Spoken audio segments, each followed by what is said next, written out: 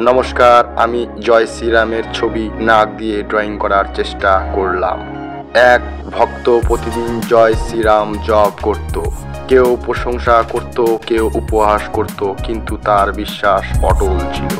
একদিন গভীর জঙ্গলে পথ হারিয়ে ভয় পেয়ে গেল সে। চারিদিকে অন্ধকার, হিংস্র পশুর গর্জন।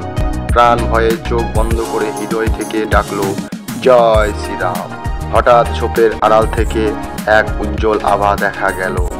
এক শক্তিশালী হাত তাকে পথ দেখিয়ে নিরাপদ স্থানে পৌঁছে দিল। বিস্ময়ে তাকিয়ে দেখলো সাহায্যকারী অদৃশ্য হয়ে গেছে। প্লিজ অনুরোধ, এইভাবে ড্রয়িং আপনারা কেউ বাড়িতে চেষ্টা করবেন না। গ্রামে ফিরে সবাই বলল, রামের নামই রক্ষা হয়েছে, বিশ্বাসী সবচেয়ে বড় শক্তি।